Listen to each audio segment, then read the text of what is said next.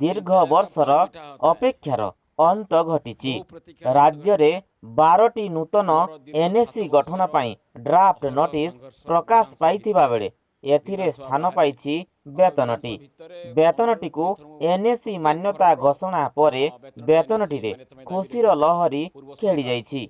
तेबे वेतनटी को एनएसी घोषणा पाई बड़साही विधायक सनातन बिजुली बारंबार विधानसभा रे दाबी उपस्थापन करथिले।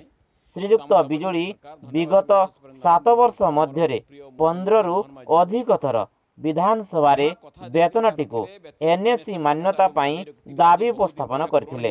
तेणु वेतनटी को एनएसी मान्यता घोषणा हेबा परे मान्यवर विधायकों प्रति शुभेच्छार सुओ छुटी चली।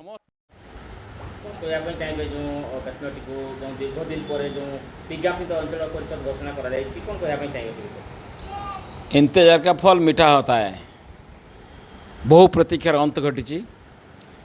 मोर दीर्घ 7 वर्षर अहरह संघर्ष विधानसभा भितर विधानसभा बाहर पाखा विधानसभा भितर 15 ରୁ 20 थर प्रत्येक फॉर्मर वेतनट एनएससी मान्यता में दाबी रखी।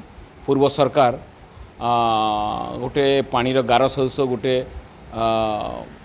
भेड़िकी देखदेले डिक्लेयर करदे पंचायत निर्वाचन पूर्व कि वास्तव में कौन कागजपत्र काम कले ना कि कले ना।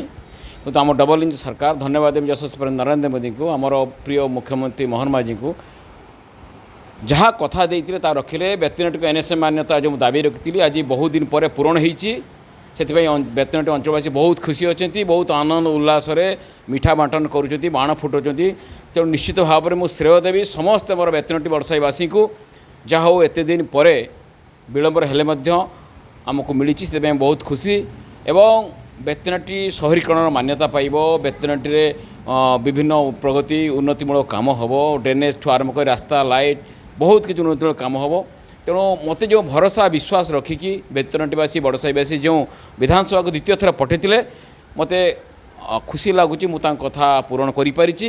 आगामी दिन में मत एमती सहयोग करूँ एनएससी नुहे ताठू आहरी बड़ बड़ जिते प्रगतिमूलक काम हम आप मो साथी रही मत करने आहरी सहज हम और समस्ते मिसिकी वेतनटी बड़साई को आहरी प्रगति पथरे आगे नेवा। धन्यवाद।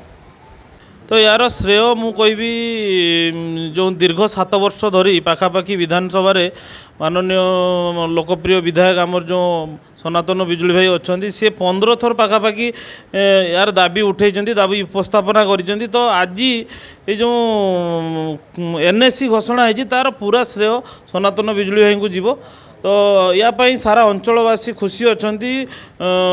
बाण रसणी द्वारा मीठा बंटन कर खुशी मनाऊँ। विभिन्न अनुष्ठान आगे आसी संबर्धना करने शुभेच्छा जनाई। तो मुझे कहबी जे जहाँ भी हो आम समस्त वेतनटी अंचलवासी बड़साई विधायक सनातन बिजुली सदा सर्वदा आम ऋणी रही।